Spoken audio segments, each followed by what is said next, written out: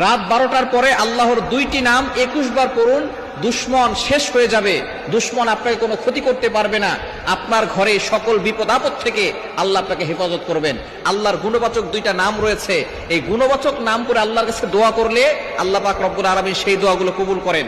আল্লাহ পাক রব্বুল আলামিন নিজে বলে দিয়েছেন, কোরআন খুলেন 9 নম্বর পারা 13 নম্বর পৃষ্ঠা 4 নম্বর লাইন, সূরা আরাফের 180 নম্বর আয়াতে রব্বুল আলামিন বলেন, ওয়ালিল্লাহিল আসমাউল হুসনা ফাদউহু বিহা। আল্লাহ পাক রব্বুল আলামিনের গুণবাচক কিছু নাম রয়েছে। এই নাম করে কোনো ব্যক্তি যদি দোয়া করে, আল্লাহ পাক রব্বুল আলামিন তার সকল দোয়াগুলো কবুল করে নেন। গুরুত্বপূর্ণ দুইটা নাম।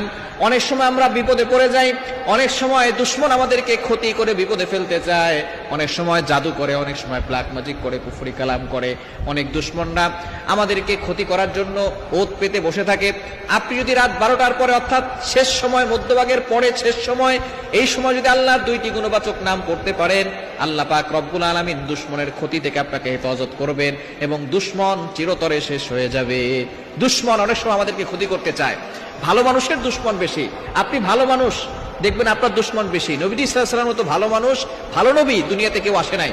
নবীজি সাল্লাল্লাহু আলাইহি ওয়াসাল্লামের দুশ্মন কম ছিল না, বেশি ছিল?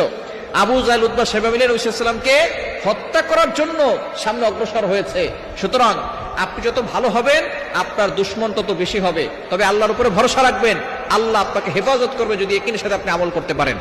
আপনি রাত 12টার পরে, রাতের বিশেষ করে শেষ অংশে আমলটা করার চেষ্টা করবেন। প্রথমে আপনি 3 বার দুরূদ শরীফ পড়বেন, তারপরে আল্লাহ তাআলার গুণবাচক নাম দুইটা, এক নম্বর হচ্ছে ইয়া কাহারু, আর একটা হচ্ছে ইয়া হাফিজু।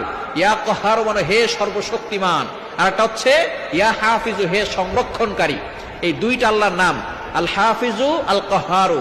আপনি দুইটা 21 বার করে পড়বেন। আল কাহারু, ইয়া কাহারু, ইয়া কাহারু 21 বার, ইয়া হাফিজু এটাও 21 বার। এই দুইটা নাম 21 বার করে পড়ে এরপরে আপনি আবারও দুরূদ শরীফ করে আল্লাহর কাছে দোয়া করবেন। যে দুশ্মন আপনাকে ক্ষতি করতে চাচ্ছে, দুশ্মনের নাম ধরে দোয়া করবেন, আল্লাহ অমুক আমাকে বিপদে ফেলতে চায়, আল্লাহ অমুকের থেকে তোমার শক্তি কোটি গুণ বেশি, আল্লাহ তুমি তাকে আমাকে বিপদ আপদ থেকে হেফাজত করো, আর তার দুশ্মনী থেকে আমাকে তুমি রক্ষা করো। এভাবে যদি আপনি আমল করতে পারেন, দুশ্মন চিরতরে শেষ হয়ে যাবে এবং আল্লাহ পাক রব্বুল আলামিন আপনাকে বিজয় দান করে দিবেন।